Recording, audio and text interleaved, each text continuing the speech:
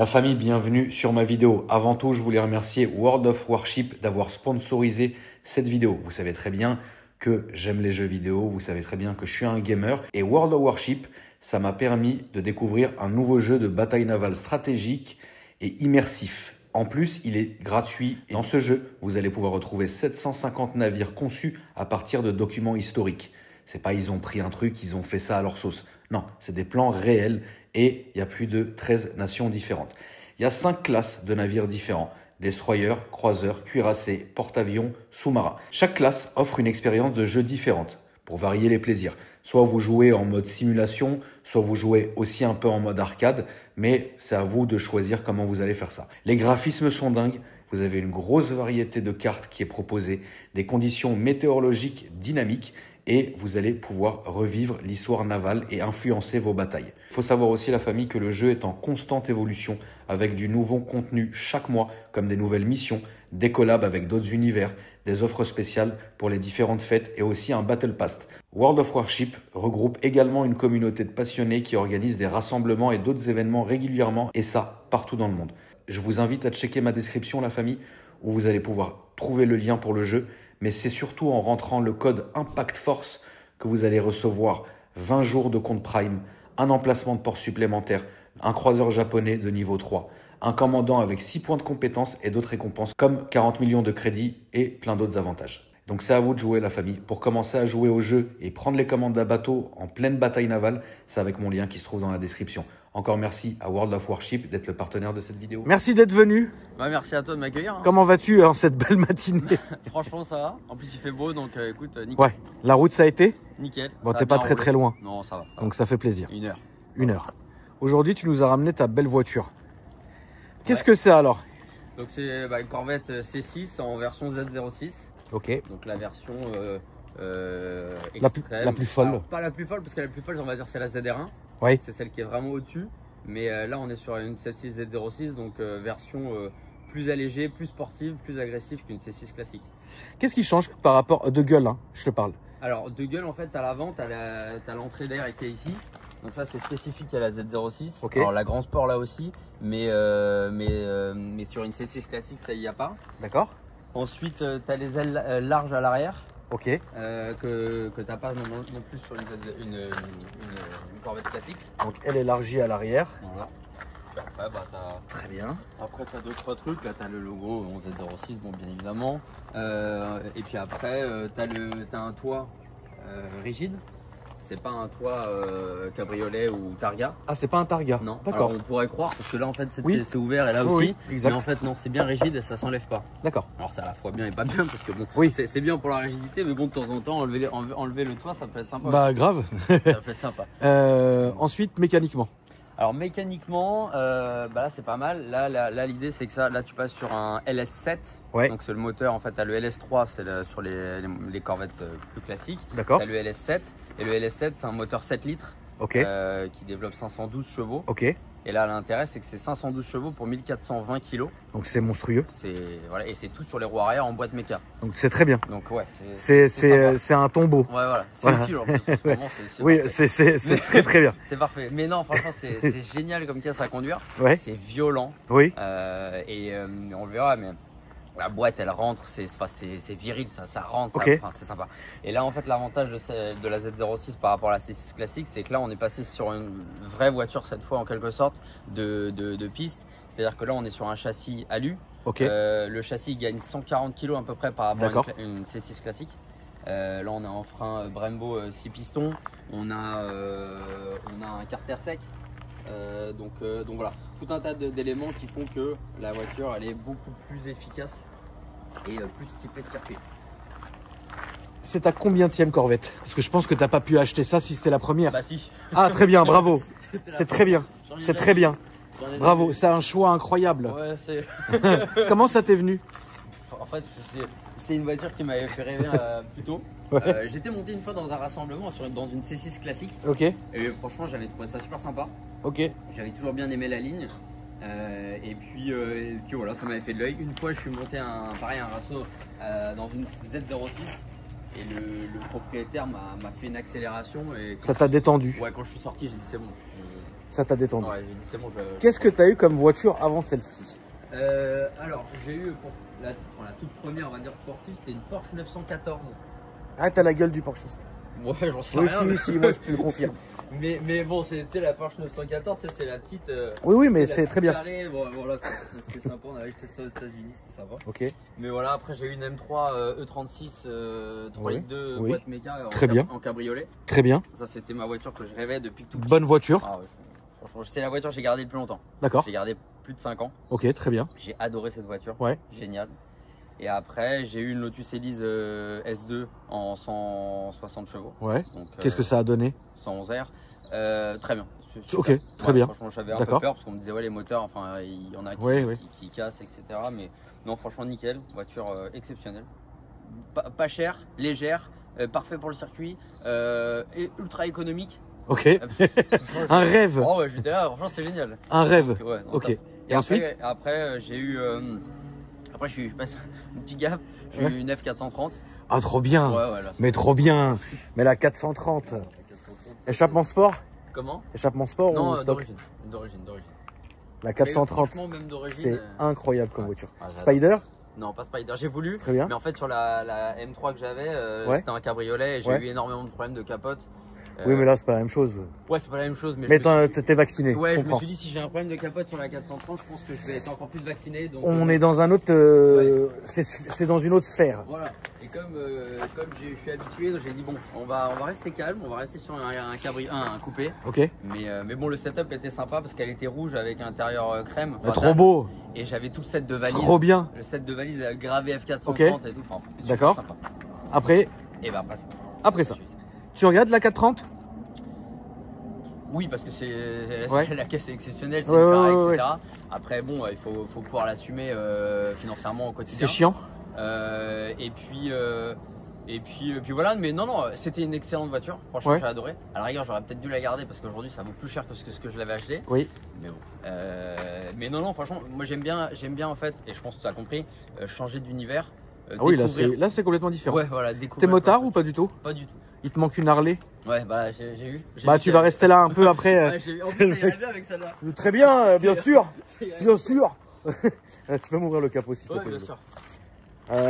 Qu'est-ce que je voulais dire? Et c'est pas quand même ton daily quand même? Ça là? Ouais. Voilà, tu roules avec quoi la semaine? Bah en fait j'ai une petite Smart Brabus. Voilà, c'est bien. C'est très bien. Alors, est-ce que c'est coûteux à l'entretien? Alors, où est-ce qu'il y a des maladies? Où est-ce qu'il y a des choses qu'on devrait savoir? Alors, version officielle, non, sur le principe, c'est pas forcément très coûteux. Les révisions, c'est pas, tu vois, une révision, je sais pas, c'est peut-être 500, 600 euros, c'est pas la folie pour ce genre de voiture. En revanche, le LS7, il est connu pour avoir un gros problème. D'accord. Au niveau des culasses, en fait, c'est des guides de soupape.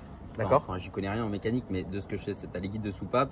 En gros, la soupape, elle prend du jeu un petit peu dans le guide et à un moment donné, elle sort, elle tombe dans le cylindre avec la moteur. Et très bien. Voilà. D'accord. Donc moi, je voulais une Z06 certes, mais que je savais qu'il y avait ce problème-là, donc je voulais une Z06 fiabilisée. D'accord. Vraiment un truc fiabilisé au maximum. Ok. Parce que si tu veux, la 430, je l'avais juste avant.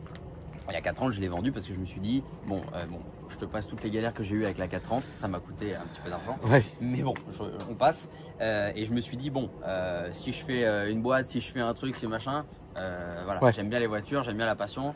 Mais il y a un moment stop. Mais bon, voilà. Il y a un moment stop. Donc je me suis dit, je vais prendre la Corvette américaine, fiable, pas de problème, etc. Bon, donc je prends celle-là, fiabilisée, révisée, tout nickel. Bon, je pars avec. Je pars faire la route des Grandes Alpes souvent, à Monaco, bref, on revient, etc. Et puis un jour, je fais une petite sortie. Et là, je sais pas, je sentais qu'il y avait un truc qui allait pas. Ok. Je m'arrête parce que je vois que la pression d'huile, elle était au minimum. Je coupe le contact tout de suite. J'ai pas redémarré, je l'ai emmené au garage. Limaille dans l'huile, pompe à huile dans le sac, moteur dans le sac. Donc j'ai fait un moteur. Pourquoi? Parce que arrête. Donc là, t'as changé le moteur. Le moteur est tout neuf. Donc en fait, et alors le truc, c'est ça fait mal. Ça fait mal. Ouais, non. Alors attends. Ça fait mal. Ça veut dire que tu as tellement dépensé que tu ne pourras peut-être pas acheter une Harley. C'est dommage. C'est très dommage. Non, en plus, c'est l'erreur la plus débile. Parce que, en fait, si tu veux, le propriétaire d'avant, il était dans le nord, en Haute, il avait mis une sorte de couverture, enfin, une sorte de, je sais pas comment dire, une sorte de couverture sur le radiateur parce qu'il trouvait qu'elle chauffait pas assez vite. D'accord. Donc moi j'ai vu ça, j'ai dit tiens c'est bizarre, j'ai dit bon il faut que j'enlève. Mais j'ai pas eu le temps, je suis parti dans les Alpes, j'ai pas eu le temps de l'enlever. Et en fait si tu veux la voiture elle chauffait. Ok. Et l'huile elle chauffait genre à 120, 125. Ok. Mais moi j'y connais rien. Donc j'ai appelé mon mécano, j'ai dit écoute je trouve que l'huile elle chauffe quand même pas mal. Qu'est-ce que t'en penses et tout. Il me dit non sur ces moteurs là c'est pas un problème. D'accord. Et je sais pas s'il a pas compris que c'était l'huile l'eau. Enfin, moi, ok. Sauf que bah 120, 125 d'huile. Bah frérot tu pouvais faire les frites. Hein. Bah non mais c'est sûr. Donc en fait bah coussinet de belle. Donc en fait j'ai pété le moteur de la manière la plus conne possible. C'est incroyable. J'ai pas fait de circuit. Combien ça t'a coûté Loulou? Bah écoute déjà des moteurs il y en a plus. Donc ça a été extrêmement compliqué de retrouver un. Le moteur plus le fait de tout tomber. Puis bon tu tombes le moteur. Bah tu changes les radiateurs, tu changes l'embrayage, tu changes ci, tu changes ça. Ouais. En tout et pour tout ça m'a coûté à peu près 31 000 euros je crois. Évidemment. Et le prix de la voiture? Je l'avais acheté à l'époque 57. Donc soit à peu près 55 plus 30 quoi. Ouais c'est ça. Ok Loulou. Donc c'est cool. Tu vois c'est cool. Donc ouais. Donc voilà donc j'avais peur tu vois d'abîmer la 430. C'est triste Loulou, c'est triste. Ah, mais j'avais peur de mettre un gros billet dans la 430. J'ai dit moi je vais prendre ça, je vais être tranquille. C'est triste là, finalement c'est triste. Ouais non finalement c'est triste. Mais je suis désolé Loulou. C'est pas grave, c'est quoi on en a quand même profité. Mais là t'es content? Alors j'en suis content. Maintenant celle-ci je vais la vendre. Oui. Parce que bon ça fait quand même un moment que je l'aime, hein. Ça fait depuis 2022. D'accord, ouais donc c'est pas mal. Donc ça fait un moment, j'en ai bien profité. Mais là maintenant j'ai eu un petit loulou. Ouais. Voilà, là malheureusement il n'y a que 2 places. C'est polyvalent mais bon il n'y a que 2 places. Oui. Qu'est-ce que t'aimerais? Écoute, soit je reste dans le débile ou soit je fais dans le plus. Dans safe. le débile. Bah dans le débile. Je voudrais une 997 GT3 RS. Ouais. Parce que je trouve ça excellent. Très bien. D'ailleurs tu en avais essayé une, la verte. Oui bien sûr. Voilà. Très bien. On avait fait un rallye d'ailleurs ensemble. Et dans la logique? Franchement, je regardais, mais vraiment, enfin, c'est logique débile aussi. Mais c'était un C63 AMG en break en W204. Oui, oui, c'est bien. C'est débile, mais tu vois, c'est. C'est débile, mais ça va. Mais voilà. C'est débile, mais c'est excusable. Ça, j'adore. Ok, ça, très bien, très bien. Bah écoute, la prochaine, tu viendras nous la montrer, Frangin. Je vais. Elle est ouverte? Elle est ouverte. Donc ouais, depuis 2022, tu t'es pas lassé. Bah de toute façon je n'ai plus le temps de la conduire beaucoup parce qu'elle est restée 1 an et demi au garage. Donc, 1 an et demi? Ouais. Oh merde, d'accord. Donc là ce qui est sympa avec celle-ci c'est qu'il y a le volant qui est sur mesure. Ouais, volant carbone, ouais. Bon il y en a qui n'aiment pas parce qu'ils trouvent que ça fait trop moderne par rapport à la voiture. Ça dépend, moi j'aime bien, moi je trouve que ça lui va bien. Moi aussi je trouve que c'est pas mal. Les gros sièges bien confortables. Ouais. Ça c'est bien. Puis biton. Sympa. Bien sûr, avec le carbone. Et puis voilà, là t'as les inserts carbone là à l'intérieur. Bon, c'est pas du vrai carbone, mais bon, c'est. Non, mais ça lui donne un petit style. C'est toi qui as fait ça ou ça y était déjà? Non, ça y était déjà. Okay. Moi, je fais pas de modif généralement. Bon. Je laisse toujours d'origine. Mais voilà, c'est sympa. Il y a un coffre? Alors, c'est ça qui est intéressant. Sur cette voiture-là, il y a un coffre. Voilà. Il y a un grand coffre. Le coffre, tu mets énormément de choses. Il y a un immense coffre. Il y a un immense coffre. Il y a réellement un immense coffre. Et si tu veux, ce qui est intéressant avec cette caisse, et c'est ça qui est. Parce que cette voiture, je trouve, elle est méconnue du grand public. Oui. Les gens, ils disent Corvette, ils se disent, bon, bah, c'est une voiture, c'est que de la ligne droite. Ouais. Alors qu'en fait, c'est faux. Ouais. Là, tu prends par exemple les temps au Nürburgring. Ouais. Celle-là, elle a tourné à l'époque en 743. Ok, ce qui est très bien. C'est très bien. Une Scuderia, je crois que c'était 739. Ouais. Tu vois. Et une Scuderia par rapport à ça, enfin genre en termes de prix, aujourd'hui ça vaut 230, ouais. Ça vaut 55-60. On n'est pas là-dessus quoi. Donc c'est une voiture qui est méconnue et pour autant qui est exceptionnelle à conduire. C'est une excellente caisse. On va faire un tour Lolo? Avec grand plaisir. Allez c'est parti frère. On va aller faire le tour de la zone.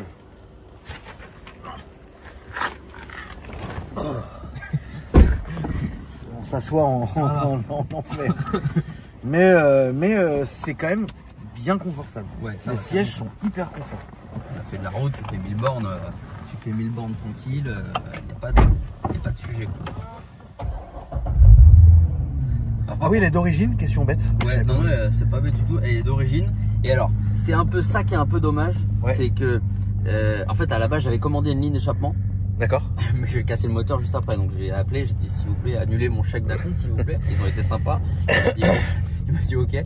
Mais en fait, le truc, c'est que elle fait pas de bruit, tu vois. Ouais. C'est ça qui est un petit peu dommage. C'est que avant qu'elle gueule, il faut vraiment qu'elle tourne fort, quoi. Oui, je comprends. Tu montes à 5-6 000 tours minute pour qu'elle gueule. Ouais, je comprends. Tu vas à gauche, hein. Tu peux ou à droite ou à gauche. C'est pareil. J'aurais dû faire des manœuvres. Non, mais c'est pareil. Mais voilà, donc c'est juste ça, tu vois, à la rigueur. Tu vois, parce que, mais par contre, c'est ça qui t'emmerde. Bon, c'est pas que ça m'emmerde, mais c'est juste qu'en fait, je suis monté dans d'autres corvettes qui avaient des lignes. Et là, par contre, là, c'est vrai que c'est le feu. Oui. Mais bon, blague à part, une ligne, ça vaut rien. À droite, s'il te plaît. Une ligne, ça vaut pas grand chose. Donc, non. bon, dans le fond, tu peux quand même te faire plaisir. Mais par contre, l'avantage, c'est que ça marche. Ça, c'est. Est-ce que c'est dangereux? Non, franchement, après, ça dépend.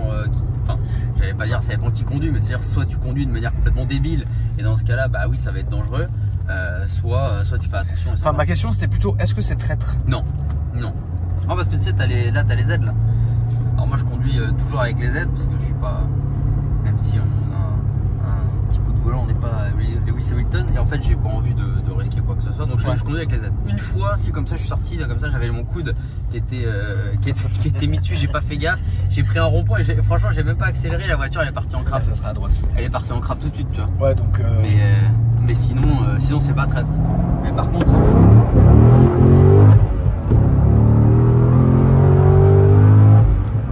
Putain. Mais par contre. Alors déjà, ça marche très fort. Mais par contre, ça marche. Et tu vois, en plus de ça, c'est très bizarre ce que je vais dire, mais ça fait pas du tout châssis américain. Ah non, mais pas du tout. Elle a pas du tout le châssis, tu sais, de la grosse Mustang qui va tout droit. Ah non, mais c'est ça qui est bien. Tu sens qu'elle est collée. Ah. C'est dingue. Enfin, moi, je t'ai dit, j'avais fait la route des Grandes Alpes avec. Ouais. J'étais impressionné. Moi, je roulais dans les Alpes, je roulais un peu vite, tu vois. Ouais. Mais honnêtement, le châssis, il était nickel. Ok, bah c'est bien. Droite, gauche tout droit, s'il te plaît. Donc le droit châssis, à gauche. franchement, nickel. Et j'avais été étonné parce que moi aussi, au début, je me suis dit, bon, allez, c'est sympa et tout, mais bon, ça va quand même se tordre, ça va pas être top. Et en fait, nickel. De toutes les voitures que tu as eues, laquelle t'as le plus fait chier? Enfin, que t'as le moins aimé, on va dire. La 914, mais parce que ça avançait pas, parce que ça faisait 80 chevaux. Voilà, mais tu vois, si vraiment je devais les classer.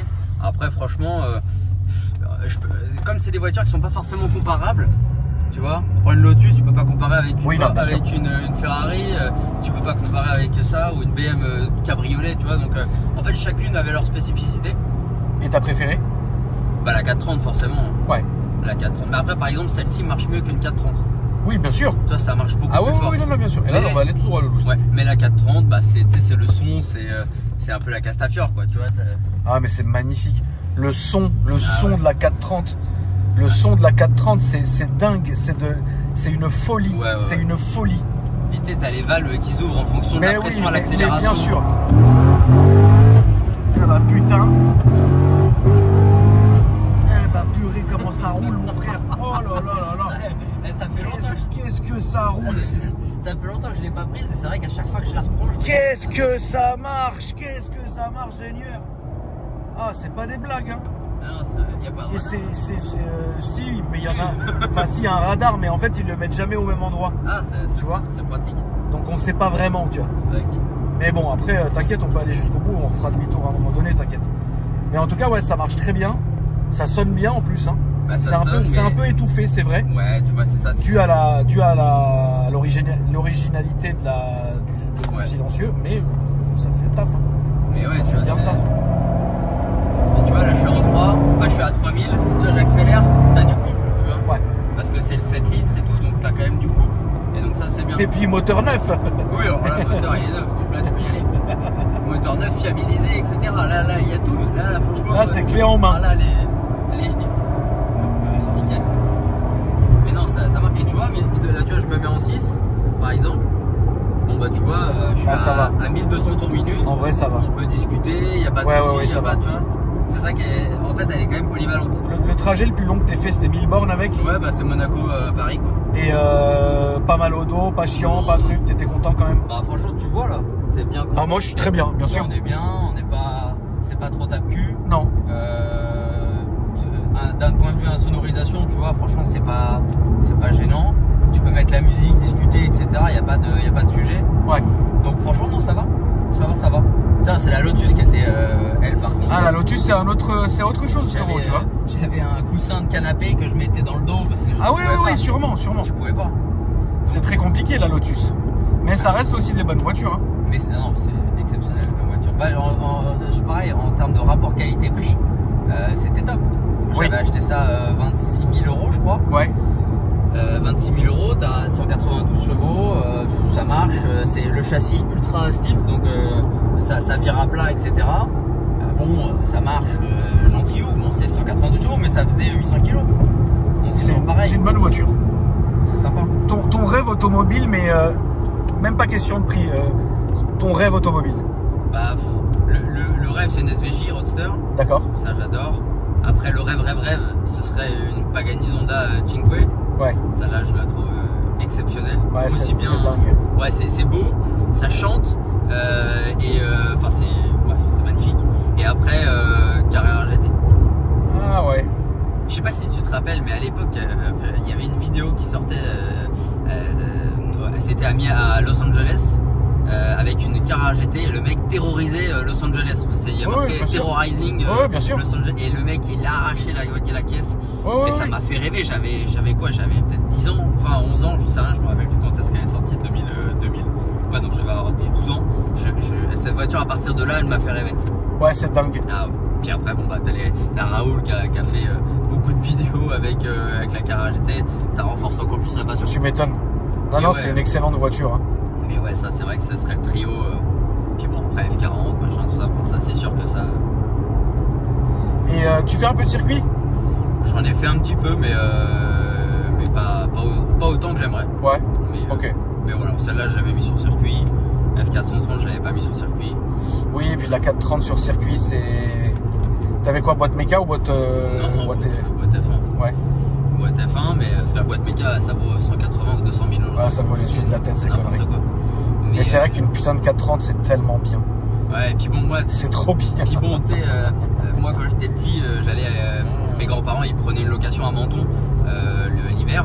Et en fait, mes parents ils m'envoyaient là-bas en hiver, pendant les vacances d'hiver. Ah bah oui.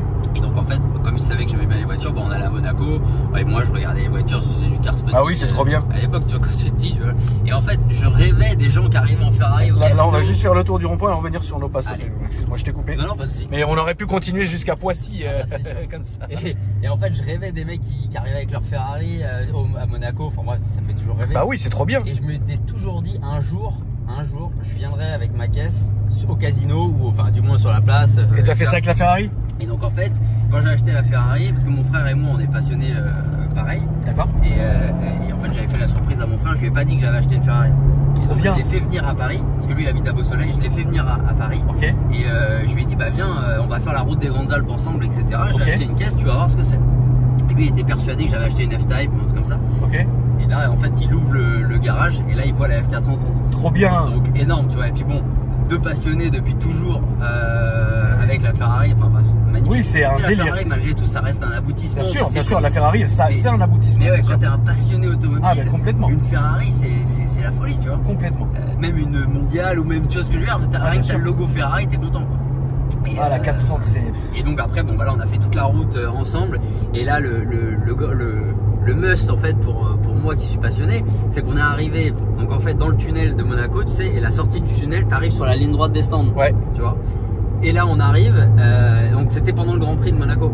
Donc tout était fait en sorte, enfin t'as toutes les rambardes, etc. Ouais, et donc là t'arrives avec la 430, avec mon frère passionné, dans la ligne droite, et on a fait tout le tour du. Enfin tu vois, t'arrives à la place du casino avec la Ferrari. C'est un rêve. Et là c'est vraiment le rêve qui aboutissait.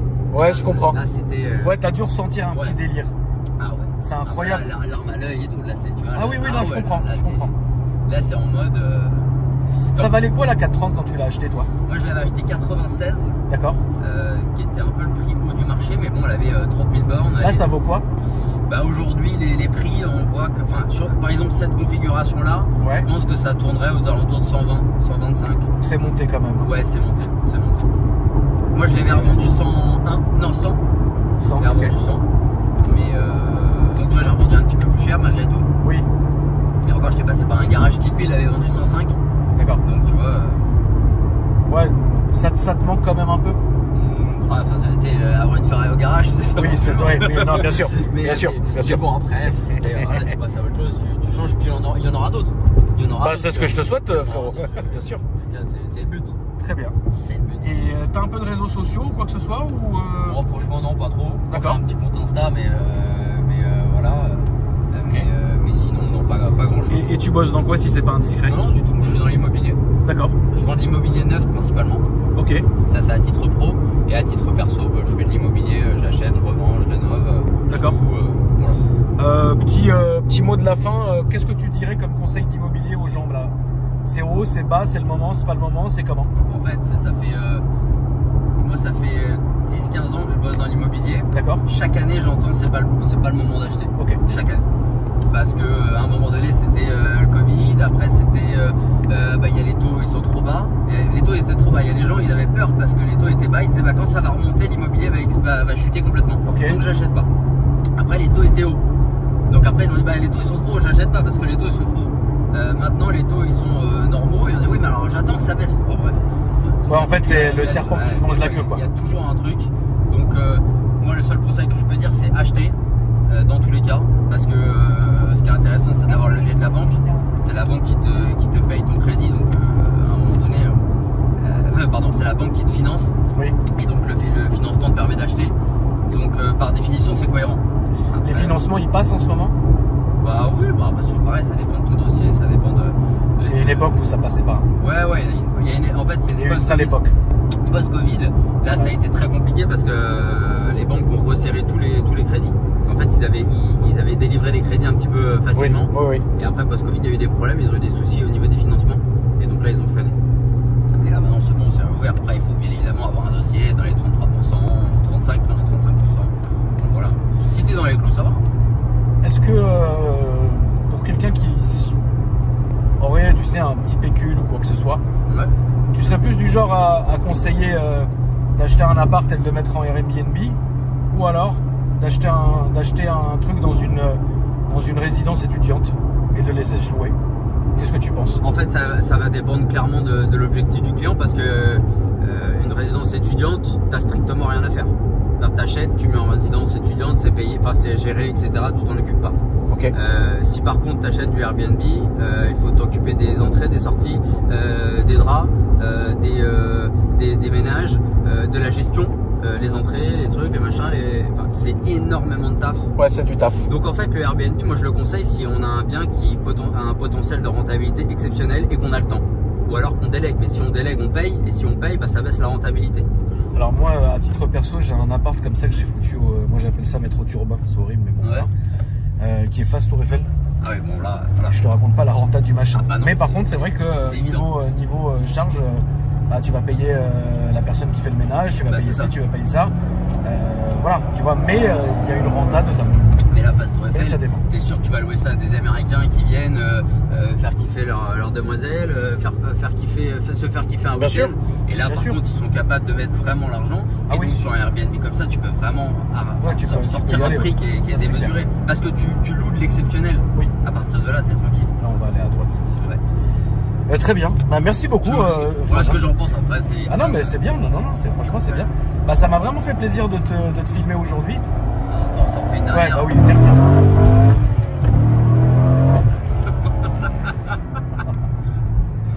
Ah ouais, non, ça fait la banane, tu vois. C'est incroyable, mec. C'est incroyable.